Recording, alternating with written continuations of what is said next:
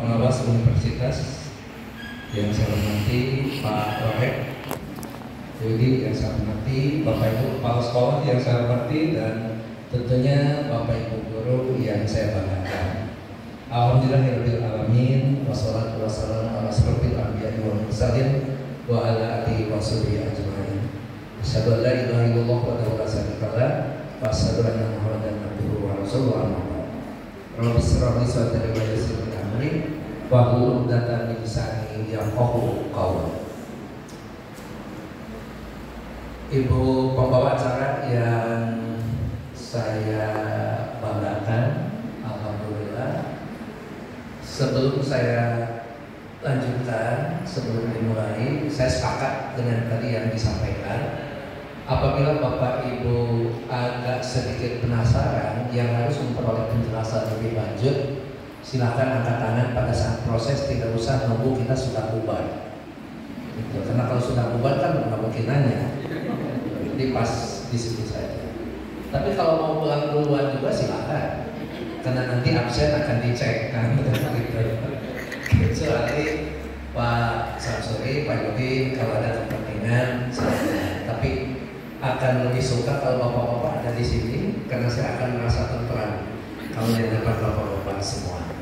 Alhamdulillah puji syukur kita panjatkan kehadirat Allah Subhanahu wa taala. Salam dan salawat mudah-mudahan senantiasa tercurah pada junjungan kita Nabi besar Muhammad sallallahu alaihi wasallam, sahabat, dan mudah-mudahan syafaatnya sampai kepada kita yang senantiasa istiqomah mengikuti ajarannya sampai akhir zaman nanti. Amin.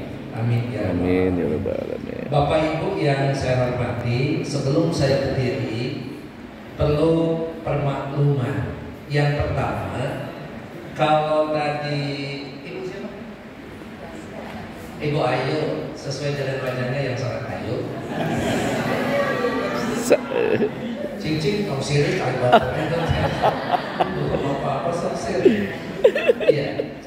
Tentang CV yang disampaikan oleh Ibu Ayu itu bukan ingin menunjukkan kesombongan saya kalau saya punya prestasi, tetapi ingin menunjukkan apa yang saya dapatkan yang tadi disampaikan oleh Bu Ayu itu semuanya hasil perjuangan guru-guru saya. Bukan untuk guru.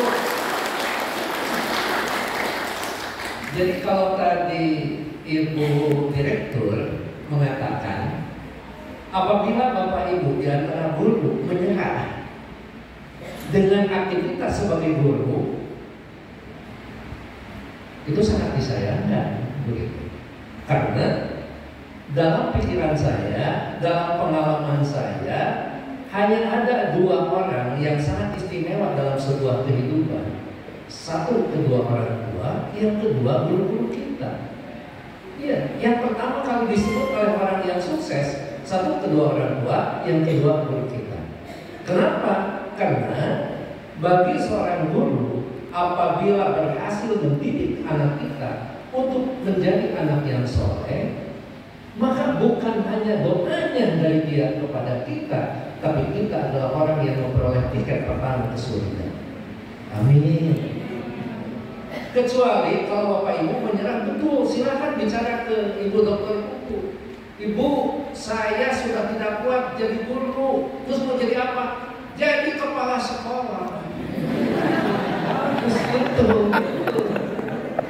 Bukan, saya tidak kuat jadi guru, terus mau jadi apa? Jadi tukang cilok. Ini lu tenteng-tenteng tuh.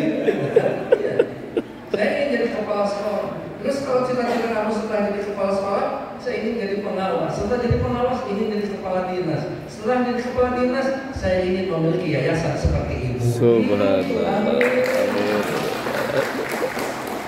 Mau nggak? Ah, ditanya lain, nah, kamu udah mau nggak punya yayasan? Cing bener jadi gurunya, itu baru nanti jadi ketua yayasan. Kalau jadi guru tidak benar, pas jadi ketua yayasan kan repot, gitu kan? Nah, saya juga sama punya cita-cita seperti itu. Jadi satu saat, mudah-mudahan saya selalu berdoa di sujud sepertiga malam terakhir itu, Pak Yudi, Saya ingin senantiasa diundang oleh Allah Subhanahu Ya, yang kedua, saya ingin mendirikan masjid. Allahu Akbar. Saya ingin mendirikan sekolah. Saya ingin mendirikan madrasah. Itu saja, cita-cita tidak banyak-banyak. Yang terakhir, berikan usia saya yang panjang. Jangan 100 tahun, cukup 90 tahun aja. Masya Allah. Ya, 90 tahun masih bisa mengabdi, karena pensiun saya 70 tahun.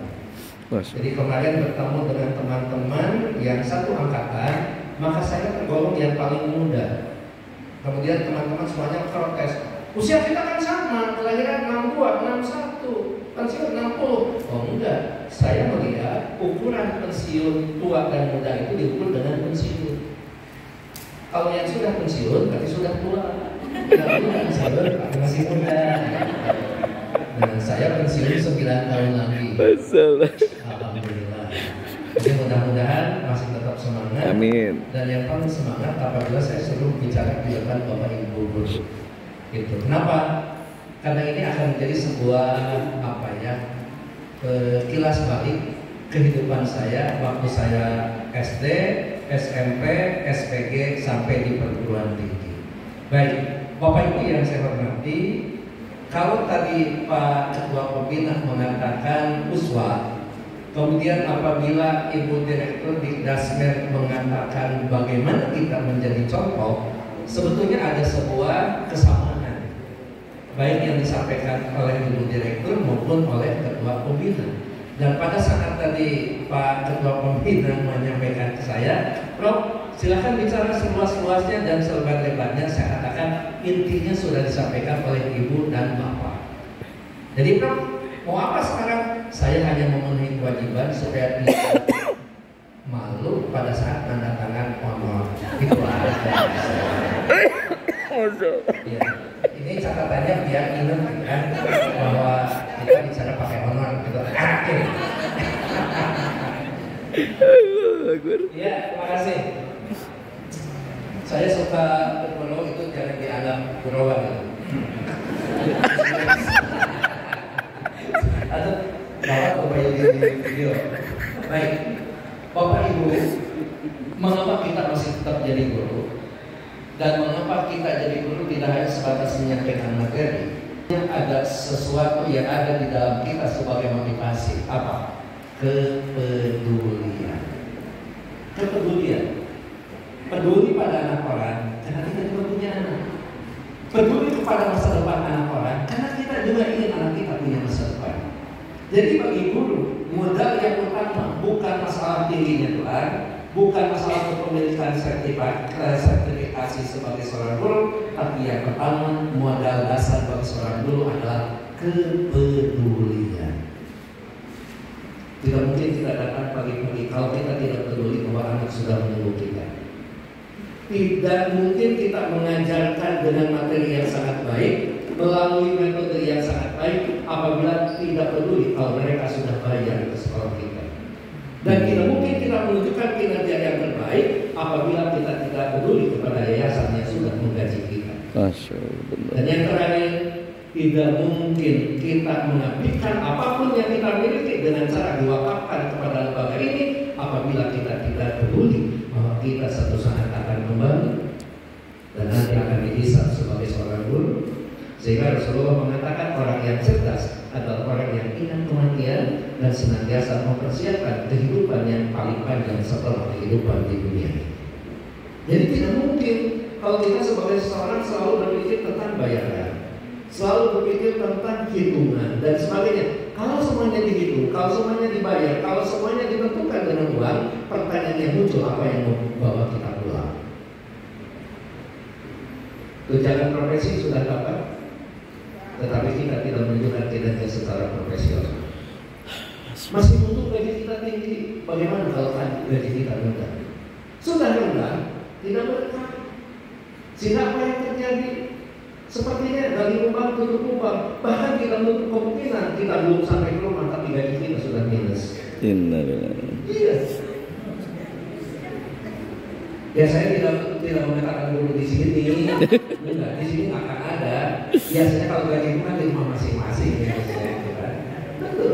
Jangan-jangan itu tidak berapa. Karena kita selalu berpikir saya ingin dapat gaji yang banyak. gaji yang banyak, tapi potongan lebih banyak. Percuma. Makanya kalau mau kerja, gaji itu bukan besar, berkah. Walaupun besar. Karena yang rugi itu sudah kecil, tidak berkah. Tapi kalau berkah besar, ya, bukan saya bicara di depan ibu buku. Sama tadi orang yang lain kurban berapa ratus kilo, beliau kurban 800 kilo. Saya dari Garut ngomong, kalau beliau ibu kurban 800 kilo, maka saya mau 800. Ya itu keberkahan itu. Jadi keberkahan itu adalah kemanfaatan. Ya bukan berarti kalau manfaat itu sesuatu yang habis begitu saja, tapi ada sesuatu yang kita habiskan tapi sebagai sebuah tabungan. Jadi itu khutbah murah kita ini. Cari yang berkah, bukan yang lain. Tetapi alhamdulillah yang berkah ya. Banyak. Kalau orang Bandung selalu mengatakan hidup itu lebih bagus sehat daripada tidak punya uang. Iya kan? Yang paling enak itu sehat banyak uang. Percuma banyak uang kalau tidak sehat. Yang paling repot, yang sakitnya tidak punya uang.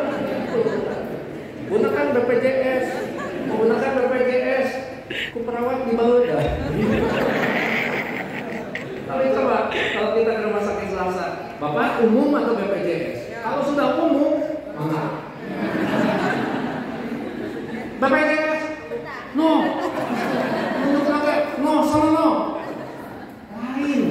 Tetapi tentu siapa orang yang tidak bisa mendiskriminasikan terhadap orang kecuali pendidik, kecuali guru. Oleh karena itu orang tua selalu mengatakan, bagaimana kita menghadapi anak yang pintar? Harus sayang dengan kepintarannya. Bagaimana kita menghadapi anak yang bodoh? Harus sayang dengan kebodohannya. Jadi pangkal utama keberadaan kita di tengah-tengah mereka adalah kita yang selalu menentukan masa depan mereka. Benar, insyaallah. Iya. Tapi tolong gitu, kalau nanti satu saat di SD ibu bapak bertemu dengan anak-anak yang selalu setiap ketemu begini, mungkin besar, dewasa, dia jadi dokter Irman. Masya Allah. Langsung, itu Irman waktu di SD. Nggak usah diungkapkan yang begitu. Dan itu mungkin saja terjadi. Saya tidak pernah berpikir waktu SD jadi guru besar. Saya tidak pernah berpikir saya akan jadi pejabat. Tapi tidak untuk kemungkinan guru-guru saya itu kaget kalau saya jadi profesor. Jangan-jangan mereka mengatakan tersangka. Iya kan? Iya, karena dia tidak tahu. Oleh karena itu, jangan pernah menentukan nasib orang dengan ketidaktahuan kita, tetapi bagaimana kita menentukan nasib orang dengan kepedulian kita. Subhanallah.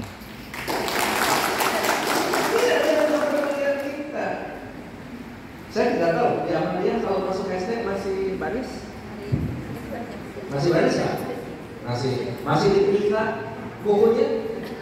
Suka diperiksa kukunya? Masih diamalan badannya? Amalan! Karena anak-anak SD kecenderungan dari rumah itu harum, baklin, bau ayam. Dia pulang bau ayam, pulang bau kambing. Karena apa yang dia lakukan di sekolah dengan main dan sebagainya, berkeringat dan sebagainya. Tetapi bagi seorang guru tidak ada anak yang bau. Allah. Anak itu semuanya harum dan dia akan mengharumkan nama kita sebagai Masya Allah. kan gitu. Kalau nggak salah tahun kemarin saya ketemu dengan bapak ibu guru waktu di pengabdian ya. Ketemu dengan bapak ibu, dia mengatakan assalamualaikum ibu, assalamualaikum pak. Mungkin kita tidak hafal. Siapa anda? Saya kan murid ibu. Oh, waktu di mana? Di SD. Ibu kan nggak sadar dulu pernah jalan saya. Oh, ibu selalu mengatakan astagfirullahaladzim, aduh maafkan kalau memang waktu itu begitu. Mungkin ibu kurang. Enggak bu, saya bisa begini karena dulu dijewer oleh ibu. Keberkahan itu. Tapi orang, wah ini setiap anak kecil di sini. Pauman habis perawat lebih dewek. Atau kita lebih senang nggak kalau kita lewat anak-anak kita bersembunyi? kata temannya itu dulu kamu. Kenapa? Untung saya masih hidup. Kenapa? Itu dulu dia. Katanya setan itu kejadian lebih dari setan. Alhamdulillah. Kita sama dengan setan dan sebagainya. Iya.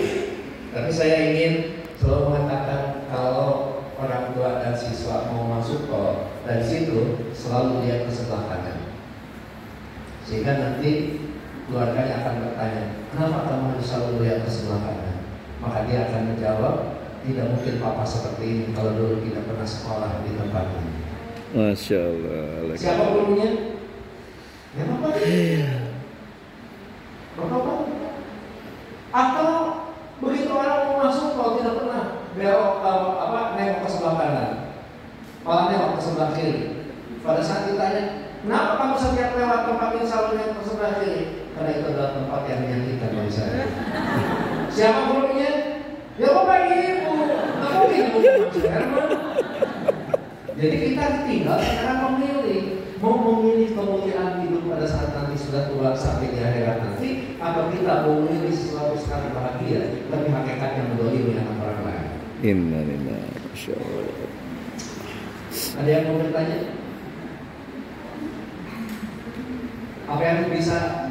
Apa yang saya sampaikan bisa dipahami? Apakah langsung nyetrum 360 derajat?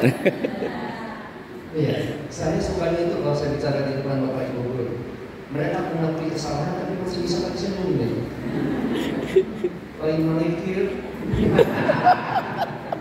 Yang terakhir yang gak enak ya.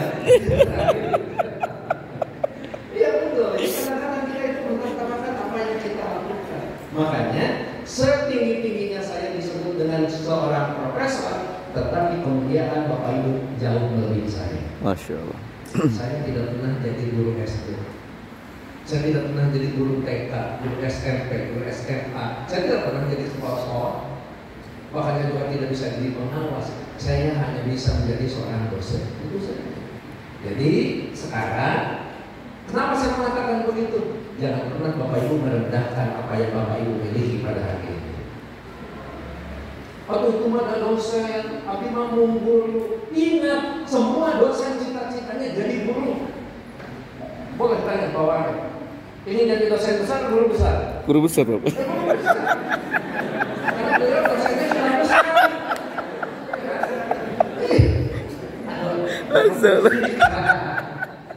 Tidak ada dosen besar, yang ada guru besar. Yang kedua, mudah mana ngedidik anak TK dan SD dibandingkan ngedidik mahasiswa S3? Mahasiswa. Mudah S2, S3. Yang namanya ngedidik anak SD, satu lari. Kita tangkap, yang ini lari. Iya. Anu ini ditewak, anu ini diincar. Yang ini benar, itu dua. Kalau manusia lain, satu orang, ikut semua. Kadang-kadang kalau kita tanpa memiliki iman, selalu membohongi mereka. Nanti kursinya ada setan. Jadi anak berpikir hati-hati kalau ke sekolah itu banyak setan. Jadi menjadi tidak benar ya. Akhirnya kita membohongi anak untuk menenteramkan diri kita, tetapi kita tidak memberikan sebuah penjelasan yang terbaik bagi anak. Kenapa harus gantian? Coba kalau WC dijelaskan tentang WC, kamu harus gantian karena kalau masuk ke kamar kecil itu tidak banyak. Sendiri-sendiri. Iya. Kalaupun memang di situ bisa bareng kamar kecilnya ada beberapa, tetapi tidak bagus karena kalau semuanya ke situ harus menjadi kosong. Terus itu mau bicara dengan siapa? Iya kan? Iya. Nah, oke. Nah, untuk itu saya akan menyampaikan tentang bagaimana kita membimbing dalam belajar. Bimbingan dalam belajar. Kenapa konselingnya saya buat? Karena konseling menuntut keahlian yang spesial. Ya, bahkan harus mengikuti pendidikan profesi berkaitan dengan konselor, tapi ini tingkah laku yang memang bisa dilakukan oleh para ibu bapak sebagai seorang guru. Mari kita mulai dengan sebuah ungkapan. Ungkapannya apa? Ini filosofis pendidikan. Pendidikan itu adalah memanusiakan manusia. Mau dipotong? Enggak ada dipotong, nanti yang diambil. Kalau punya laptop atau punya komputer, kalau enggak ya pakai HP bisa kan? Memanusiakan manusia untuk menjadi manusia yang dilakukan oleh manusia secara manusiawi dan normatif. Kenapa kepedulian menjadi yang utama? Bapak Ibu disebutnya apa? Guru. Guru itu apa?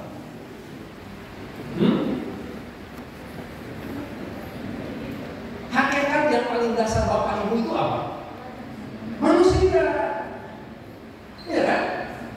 Betul manusia? Lain tumbuhan? Manusia. Hakikat Bapak Ibu itu adalah Manusia. Sedangkan anak didik kita apa? Manusia juga. Manusia. Jadi apa bedanya antara anak didik dengan kita? Tidak, sama-sama sebagai manusia. Pertanyaannya, dulu Bapak Ibu pernah sekolah?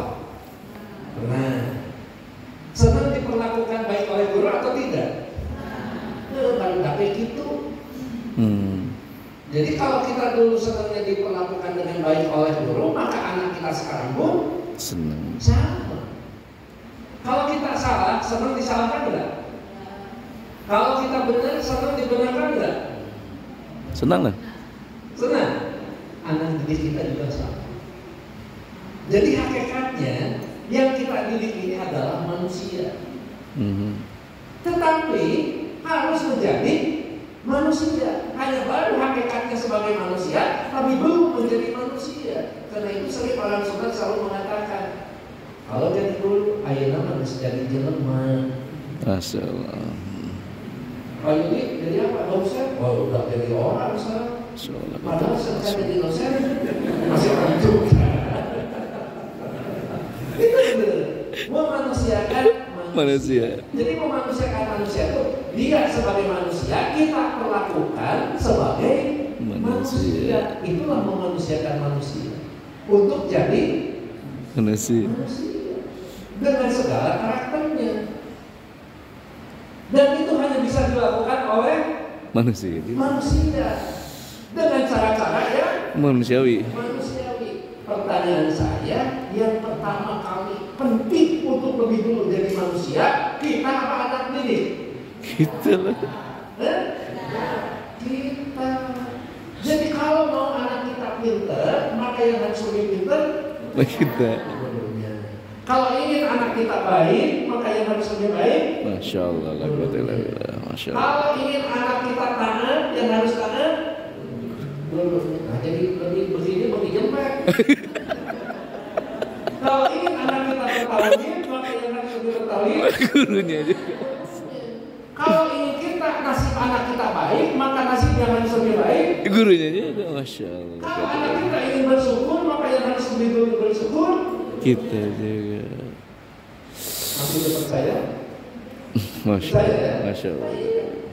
Memanusiakan manusia hanya bisa dilakukan oleh manusia. Orang-orang pendidikan akan tahu teori tabula rasa. Seorang anak manusia yang dibesarkan di hutan oleh serigala, maka perilaku yang ditunjukkan perilaku serigala. Sebagai serigala, bukan sebagai manusia. Rasulullah pernah menyapa ke anak-anak dengan salam. Padahal yang kita ketahui salam itu diucapkan dari dia muda kayak yang tua. Jadi biasanya. Kalau seorang guru mengatakan salam ke anak didik, Masya Allah, karena Rasulullah. iya, kalau ketemu Assalamualaikum, maka mereka akan guru saja mengucapkan salam, masa saya tidak. Uswah. Ini mah ketemu dengan murid, dia ketika dia ada yang nanya kenapa dia bentar mau salam. Padahal hukum kita tahu kalau mengucapkan salam itu hukumnya wajib. Sunnah. Menjawabnya wajib. Ibu pilih yang sunnah, pilih yang wajib. Masya Allah. Ayo, pilih yang sunnah mestinya. Nambah. Cepat salam kepada siapapun. Sama itu anak kaget, guru ini sopan. sopan betul ya, waalaikumsalam betul, udah cantik, udah pintar, sudah baik, itulah kita akan mengikuti bahwa kebijakan lokal yang ada di sini dengan ketahui dan sakir, bager, benar, pintar, Singar. makanya kalau jadi guru itu kalau sakit cepat berobat, jangan ke sekolah sambil batuk-batuk.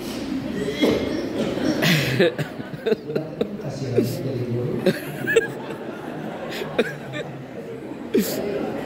Bahkan paling senang kalau ketemu dengan ibu buku langsung rambutnya dipanjangin.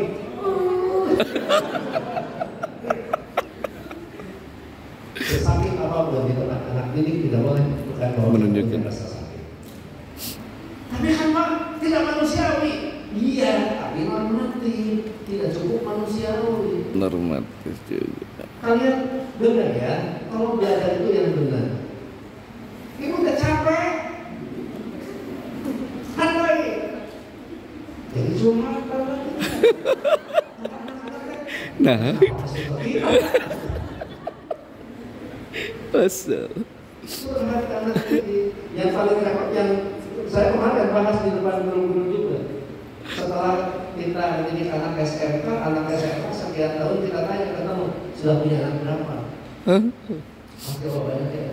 Jangankan anak berapa aja dulu. Terus kenapa? Takut kayak ibu. Kenapa takut kayak ibu? Si ibu ini kalau ke sekolah sering kesiangan. Pada saat kesiangan dia mengatakan, saya bukan tidak tahu jadwal, saya bukan tidak taat akan aturan. Tapi bagaimanapun, betul saya seorang guru di sekolah ini. Tapi saya sebagai ibu dari anak-anak saya dan seorang istri dari suami saya punya kewajiban yang lain. Ngantar mereka dulu sekolah, nyiapkan dulu sarapan suami saya. Jadi mohon maaf kalau saya terlambat, kalian pun akan merasakan kalau nanti jadi istri. Karena anak saya asalnya kau. Salah deh. Jadi jangan salahkan kalau anak tidak nikah. Jangan munculkan kelebihan di hadapan mereka. Allah. Astagfirullah. Tapi gimana?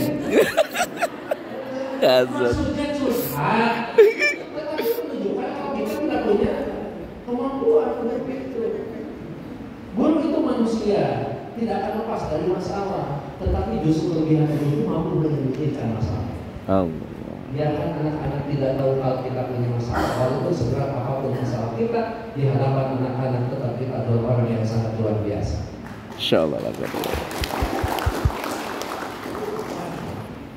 Yakin nggak kalau nanti tahun ajaran baru Bapak Ibu tidak kesiangan? Insyaallah. Itu langsung ragu. Sendiri aja ragu gimana? Yakin nggak nanti masuk tepat waktu? Masya. Yakin kita termasuk orang yang paling ramah ke anak didik kita? Yakin kita termasuk orang yang peduli kepada anak yang tidak ngerti tentang apa yang kita sampaikan? Insya Allah. Emang jawabannya insya Allah Sebelum menyelamatkan ya? pada 99% itu. Padahal yakin sehingga mereka tahu pelajaran yang baru, yang tadinya tadi kata ibu buku, ada orang tua yang berharap saya ingin kelas nanti anak saya gurunya itu. Saya tidak mau kalau anak saya nanti di kelas ini gurunya itu. Astagfirullah. Mungkin kan? Bisa. Tetapi begitu tahun baru bertemu dengan ibu, dengan tahun yang baru, dengan perhatian yang baru, dengan kepedulian yang baru, maka mereka salah menyimpulkan tentang diri kita, yang ujung-ujungnya mereka bertanya, kenapa ibu bisa berubah seperti sebaik ini? Subhanallah. Maka jawab, kemarin ketemu dengan Pak Umar. Iya. Yakin nggak hari ini hadir semuanya? Yakin? Insyaallah. Alhamdulillah. Jadi kalau ada teman yang sakit, yang tidak hadir, kemudian mereka bertanya, kemarin itu apaan saja sih? Jangan dijawab, yang itu. Oh gitu. Bukan apa yang didapat, ya itu. Emang kamu nggak pernah ikut? Ikut, dapat apa? Ya sama ikut. Ya sama. Jangan begitu. Nanti sampai ke rumah, pikirkan apa yang terjadi dalam 1 tahun ke belakang. Apa yang kita pikirkan setahun ke depan, setahun ke depan, sehingga kita pada akhirnya menjadi orang yang senantiasa tidak pernah dilupakan oleh Nabi kita. Masya Allah. Ya. Jangan sampai nanti beli kita selalu bertanya kepada kita, Bapak masih ingat nggak dengan saya? So, banyak kan ini yang itu? Ada. Ingat nggak Bu dengan saya? Terus ibu jawab apa? Marah-marah. Emangnya hanya kamu begitu? Itu ditanya malah jadi marah. Astagfirullahaladzim. Kata anak tuh, ya Allah sih Bapak jadi darah tinggi begitu. Atau saya tidak darah tinggi, maka ibu akan mengatakan siapa ya? Maka anak akan menyimpulkan, ya Allah, belum saya sudah ikut. Iya kan? Ya kita kan tidak hafal. Tapi apa sih jawaban yang terbaik kalau mulut kita bertanya? Ibu masih ingat dengan saya? Masih ingat, cuman bener, Masya Allah, membahagiakan. Pas anak kita langsung nanya, siapa coba? Cuman hilap namanya. Siapa coba? Ya jawab aja, Asep. Ibu, bukan Asep, saya mah Uma. Beda kamu mah persis kayak Asep. Pintar. Setelah kita menyimpulkan kalau namanya bukan Asep, Masya Allah. sebelum dia tanya lagi, cepat bikin sebuah pertanyaan. Sekarang di mana Uma? Masya Allah. Benar. Kerjanya di mana? Sambil alhamdulillah, saya senang bertemu dengan kamu sudah menjadi orang, bukan pelisah bisa orang, sudah berhasil dan sebagainya, daripada kita diberuntung dengan pertanyaan yang kita tidak tahu. Ayo siapa saya? Kelas berapa? Ayo. Saya masih ingat kamu. Saya ada orang bodoh. Kamu boleh mengatakan bodoh, tapi bagi saya kamu adalah yang paling pintar. Subhanallah. Walaupun dia ngomong sekarang belum paling banyak dicemoohin saya. Ya dulu kan mungkin ibunya belum husnul khotimah. Oke, jadi sadari kalau kita harus memanusiakan manusia. Untuk menjadi manusia harus dilakukan secara manusiawi. Kalau begitu, kalau anak didik kita sedang menjelaskan, kemudian ada yang ngantuk. Contoh ibu yang mana yang ngomong ini contoh saya tidak boleh nyindir kan? Pendidik itu tidak boleh nyindir ke murid. Ini hanya contoh kebetulan ibu gitu. Itu bukan nyindir nyata. Boleh nggak kita marah ke anak didik? Kalau dia muak, tapi tekan dulu, tapi kena air. Jangan marah. Anak malas mengerjakan tugas boleh nggak? Boleh. Anak kesiangan manusiawi nggak? Manusiawi. Manusiawi. Anak mau keluar kelas manusiawi nggak? Manusiawi. Guru tidak masuk kelas manusiawi nggak? Tapi tidak normatif. Udah dibayar manusiawi kan? Iya manusiawi, tapi perlu normatif. Bukan berarti sedermawan anak kita, silakan saja. Anak tentu di kelas manusiawi. Iya manusiawi juga. Itulah yang dirumuskan. Normanya. Bukan tidak boleh kentut. Normanya ya ada. Tidak boleh keluar tiba-tiba pasang bangku. Kalau mau ke belakang bicara, masih tahu ke ibu. Jangan ngajak orang. Kecuali tempatnya jauh, ya kan? Kalau mau ke toilet jangan bawa HP, nanti HP-nya kecebur kembali dan sebagainya. Jadi bukan menghalangi sifat-sifat kemanusiaannya, tapi kita menyampaikan norma-norma dengan cara yang baik, manusiawi. Walaupun mahasiswa saya S3, kalau ada mahasiswa yang panggil kali deh, Rob izin ke belakang mana? Ke kamar mandi baru saya antar. Nggak usah kok, cukup terima kasih.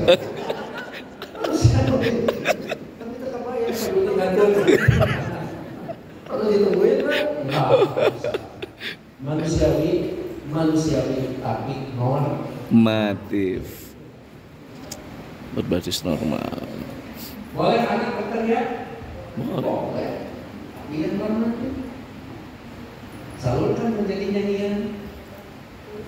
Boleh anak punya motivasi untuk menyerang? Manusiawi. Salurkan menjadi olahraga. Olahragawan. Dan sebagainya. Di siapa yang mengarahkan nasib mereka? Bukan orang tua, kan orang tua tidak tahu tentang anaknya. Yang paling tahu adalah Guru. Banyak kenapa guru itu dipukul dan ditiru? Tidak ada istilah orang tua yang dipukul dan ditiru. Iya. Mohon maaf, saya kadang-kadang suka egonya tinggi gitu. Saya punya cucu baru 1. Cucunya ganteng tuh. Ya sebagaimana kakeknya gitu. Karena laki-laki Bisa. Terus yang namanya kakek dan nenek boleh bapak ibu yang sudah punya cucu. Perhatian kita lebih kan? Iya. Oleh bapaknya tidak dikasih, oleh saya kasih dan sebagainya. Akhirnya anak saya protes. Papa, kan kata papa mendidik anak itu harus benar. Masa setiap pergi dikasih mainan? Terus saya bilang, dalam aturan yang harus mendidik anak benar itu orang tua. Bukan kakek, bukan nenek. Ingat nggak? Iya. Anak-anak benar-benar orang tuanya. Kakek kan tidak punya kewajiban untuk itu. Gitu. Hanya ya kakek juga perlu Normatif. Bukan ingin menunjukkan kalau kakek itu sayang dan sebagainya, banyak uang dan sebagainya. Untung kalau minta ke kakeknya, gimana kalau minta ke orang tuanya? Kan jadi masalah kan? Nah itulah, jadi guru itu harus menjadi orang yang lebih pintar dari pegadaian. Menyelesaikan masalah tanpa masalah. Dan salah satu untuk menyelesaikan masalah tanpa masalah, jadilah bapak ibu bukan hanya sebagai guru tapi sebagai pembimbing. Karena yang membimbing itu kan menuntut, membimbing itu mengarahkan, ini tidak memaksakan. Karena itu modal yang pertama pada saat kita bertemu dengan anak didik, kita pahami siapa dia, siapa dia, kondisinya seperti apa dia, berasal dari mana dia. Maka apa yang kita lakukan pasti akan berbeda kepada anak yang satu dengan yang lain. Kita melakukan hal yang sama sebagai manusianya, tetapi kita akan membedakan perlakuan sebagaimana sosial ekonominya. Anak yang kebetulan orang tuanya guru, jangan diajar kehidupan. Kalau pun diajar kehidupan, kasih ongkosnya. Tapi kalau anak itu orang tuanya kayak tadi mantan menteri luar negeri, jangan diajak kehidupan, ajaklah ke luar negeri. Sehingga nanti saya ingin setelah bapak ibu bertemu dengan saya tidak dalam sebuah ungkapan enak ini jadi guru. Murid libur, guru libur. Murid piknik, guru piknik. Murid ujian, guru ujian. Ngawal sambil ujian. Bersatu A. B. Begitu ada pengawas, kerjakan soal yang lebih mudah, baru nanti kerja yang lebih sulit. Perhatikan banyaknya soal dengan waktu yang tersedia. Percayalah kepada diri sendiri. Karena bisa dihidup. Itu namanya guru ujian sendiri. Jadi boleh anak kita nilainya besar-besar, 100% lulus, tapi pada saat bersaing dengan orang lain dan dengan orang-orang yang lebih mengedepankan kejujuran, kita hanya punya nilai dalam bentuk angka, tapi tidak punya kesuksesan. Ya. Tapi bukan berarti kalau ada anak ujian, ibu kejar. Lihat soal, langsung rasanya juga makin berjalan. Kasih dulu ini satpam mulai mager, ibu lalu di satpam. Ya pulpen mulai ke bawah, jangan diambil. Ada apa itu? Bayi nanti pengawas merangkap membantu ambilkan pulpennya ke bawah. Kalau anak orang cerdas dengan guru yang seperti itu, satu Sekali dia jatuh, betul itu natural jatuh, tapi guru mengatakan jangan diambil, maka anak akan mengerjakan bapak ibu. Aturan ibu kan anaknya kecil-kecil. Tawa. Karena sudah dibawain semua, akhirnya ibu mengambil sebuah keputusan. Oke, ambil sama-sama. Ambil. Emang ada kerjaan lain sih? Gitu. Piknik, kalau di sini alhamdulillah kalau piknik kan yayasan tanggung jawab ya. Iya. Jangan sampai larang ke anak-anak apalagi SMA. Kamu itu main tuh piknik, nanti aku jadi pembimbing. Sebenarnya biasanya juga kita guru-guru dengan keluarga. Kenapa? Karena tidak ada guru piknik ngajak murid. Ada nggak guru piknik ngajak siswa? Enggak, yang ada siswa yang piknik ngajak guru. Dibimbing.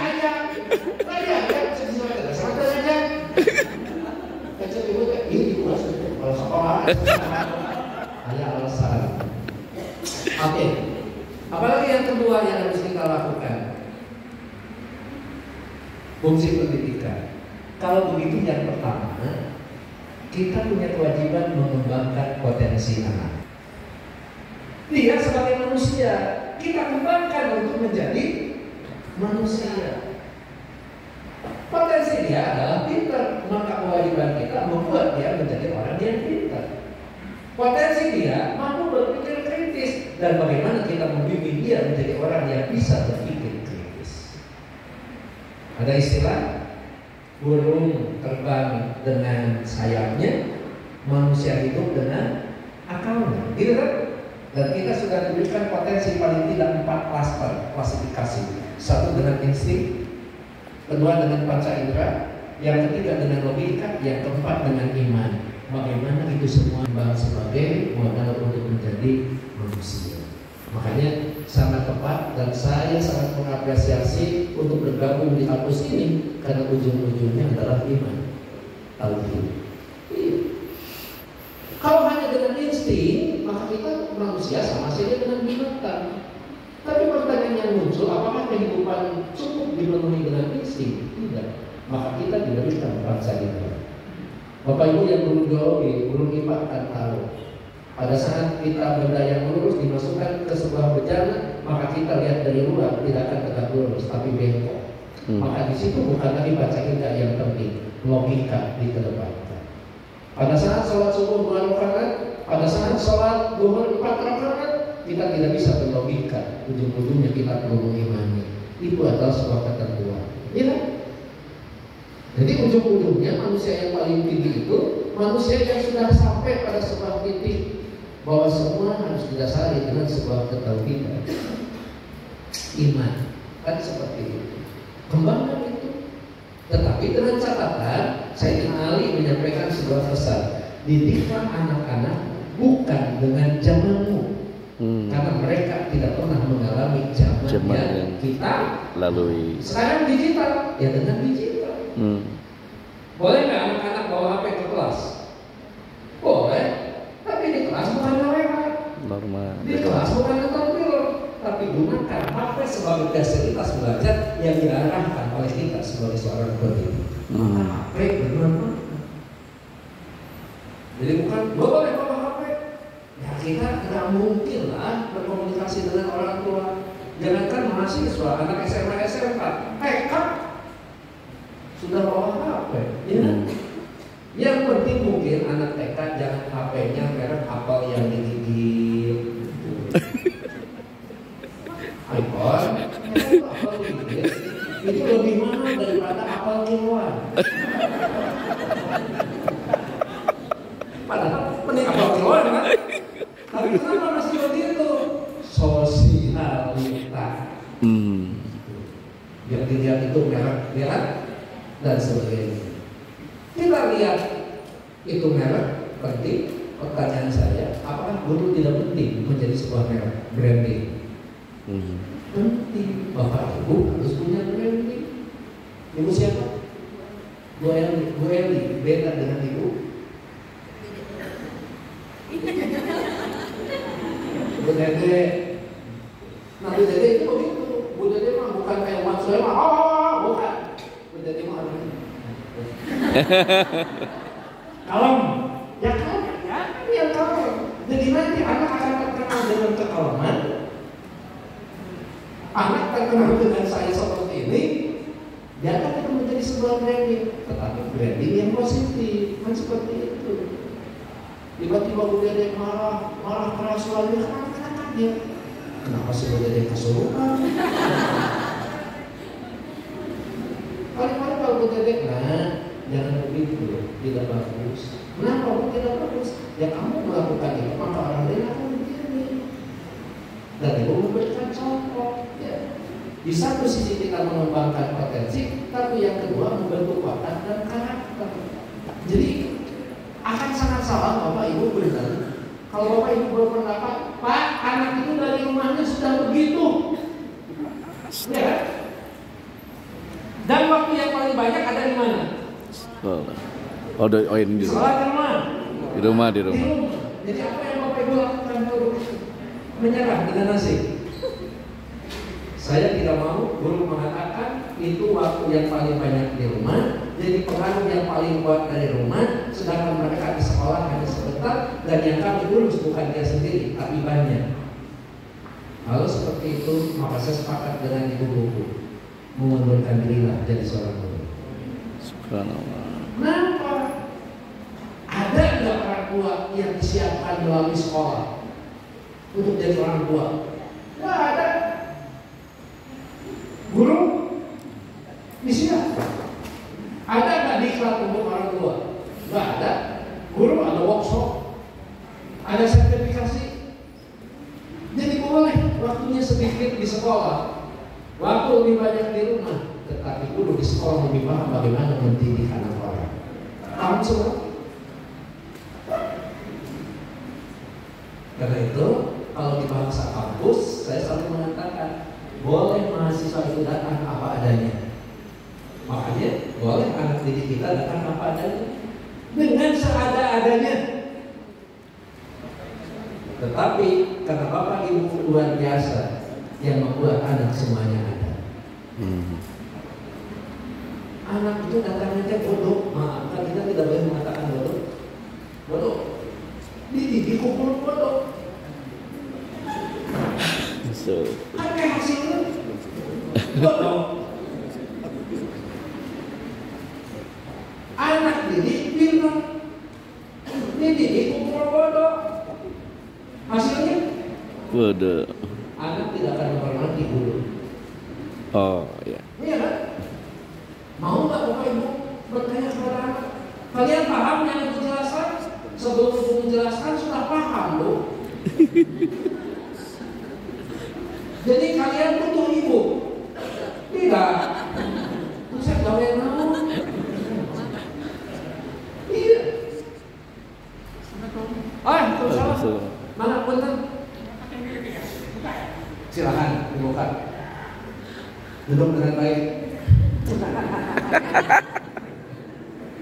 Bu, makanya saya selalu mengatakan gini, jadi guru itu boleh bodoh,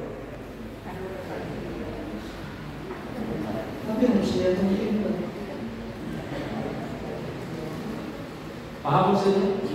Jadi guru boleh bodoh, tapi harus kelihatan pintar. Kenapa? Karena Bapak Ibu akan menjadi figur yang akan dilihat oleh anak-anak. Kalau Bapak Ibu guru pintar kelihatannya bodoh, apa pendapat anak-anak? Nama kamu tidak memperhatikan. Bodoh. Sok nanya atau kamu guru? Maka jawab. Kamu nggak? Ngeri kali. Karena temannya kan, kamu nggak nanya, jangan kasihan.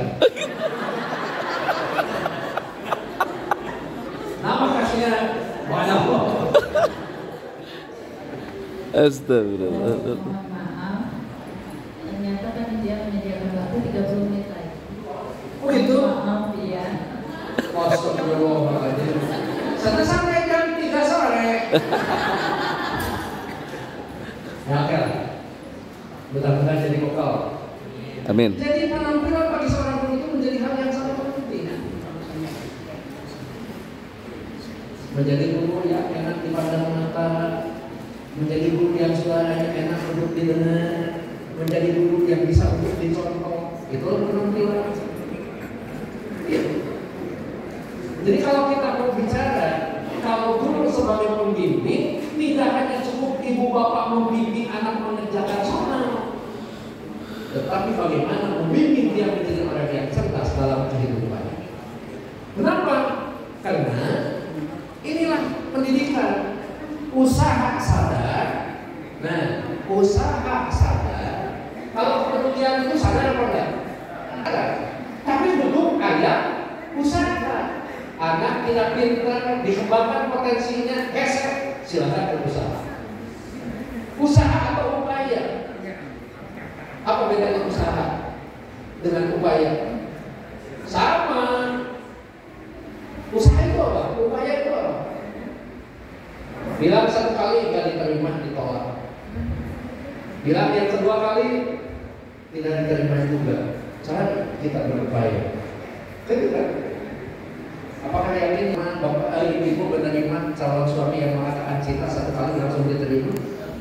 Enggak. Jangan-jangan dia bukan yang paling ganteng, jangan-jangan dia bukan yang paling kaya, tapi kenapa diterima? Upayanya.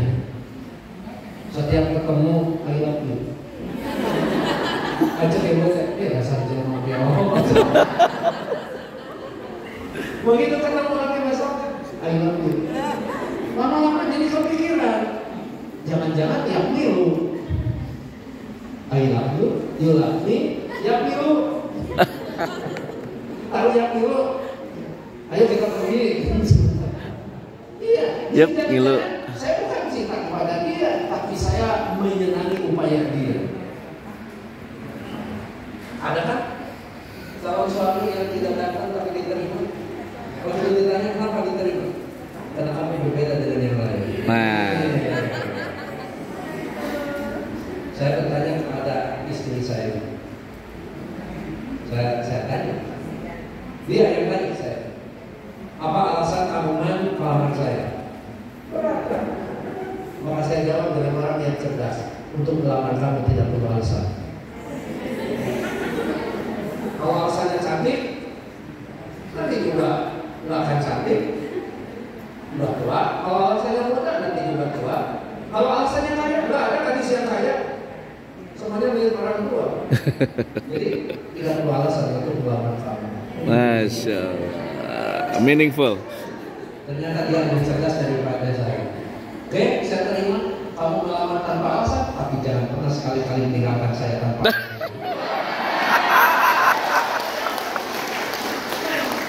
Jadi gue cari dulu. Begitu pagi-pagi saya tinggalkan dia. Karena mau kesini kan? Mama sendirian tanpa alasan. Oke. Usaha sadar. Satu usaha. Yang kedua sadar. Setiap ibu bapak berdiri di depan anak-anak itu akan diperhatikan dari ujung kepala sampai ujung kaki. Yang kedua, setiap pembicaraan kita akan didengar dan setiap perilaku kita akan dicontoh. Sadari itu. Makanya tadi serigala yang dibesarkan manusia yang dibesarkan oleh serigala tidak sadar. Kalau kita waktu anak itu akan menyerupai dia, tapi kita sebagai manusia sadari apapun yang kita lakukan akan menjadi standar bagi perilaku mereka. Makanya tadi jangan pernah berkeluh kesah di depan mereka. Tunjukkan kalau kita orang yang sangat bahagia. Tunjukkan kalau sedikit darah tinggi tapi tetap melawan ke anak baru. Selalu istighfar.